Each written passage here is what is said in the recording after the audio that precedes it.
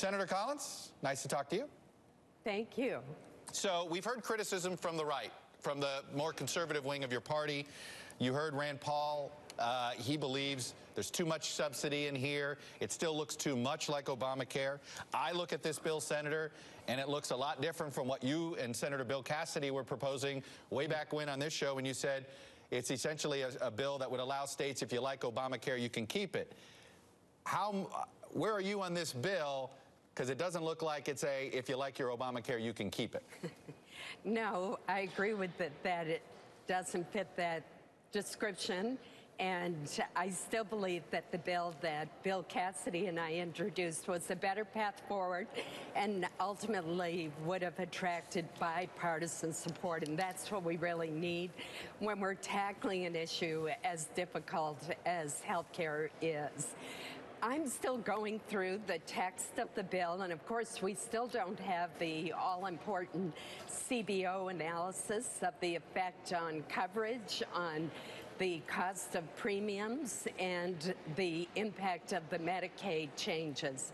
But I do have concerns, particularly in the area of Medicaid, and I'm worried about what the impact will be on people who are very vulnerable and have health care needs. So that means, are you talking about those folks that are in that just above the poverty line, but not right now under this bill, would not get a subsidy? Under Obamacare, would have gotten, depending on the state, would have gotten some coverage? Well, depending on the state is the key word. This bill would phase out the expansion of Medicaid to cover that very vulnerable low-income population. Now, the good news is in the Senate bill is that population will, for the first time, be eligible for a subsidy for their insurance if they make below $12,000 a year. And right now, in a state that didn't expand Medicaid, they get no help whatsoever. And so that is a good provision. That's an improvement over the current law and the House bill. But there are deep Medicaid cuts down the road, and I'm really concerned about what the impact of those cuts will be on the individuals who are covered, as well as our rural hospitals and other healthcare providers. Look, this bill, the House version of this bill, and if you want to say differently, go ahead, but it seems to me they're more similar than they are different, the Senate and the House bill. And what we learned from the Congressional Budget Office on the House bill, their big concern was, while they said, yes, this would lower premiums, that the cost of health care would go up, the individual cost to people. So while premiums would go down, your out-of-pocket costs would likely increase. How does this bill address that in the Senate? My analysis is that out-of-pocket costs would increase under the Senate bill as well. And that's one of my major concerns. We'll have to wait to see what CBO says.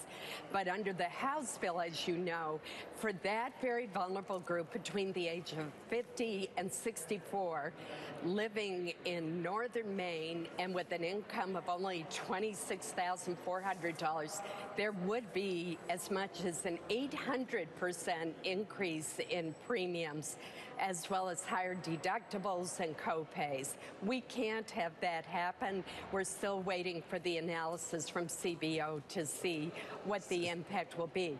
Do keep in mind that the Senate bill does adjust for income, which the House bill didn't.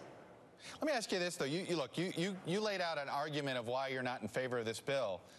How much, what is the personal level of, like, well, I don't like this bill, but I'll support it? What is that line for you as a Republican? Mitch McConnell says to you, don't be the only vote, don't be the last vote that kills this. We know you don't like half of it. What is your, is it the Planned Parenthood amendment? I mean, what is your line in the sand?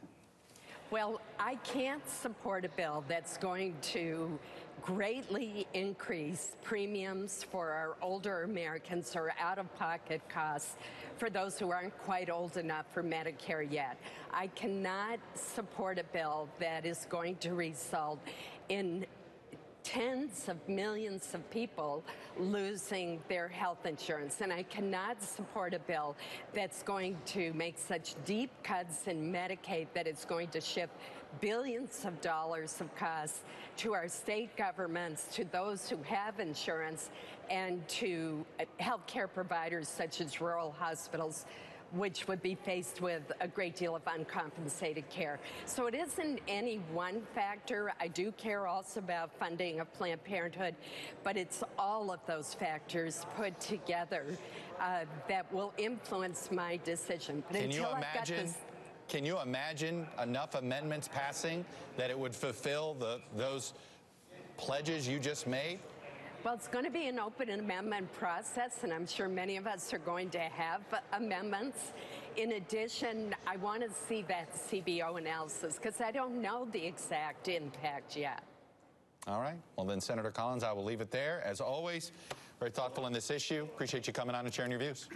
Thank you, Chuck.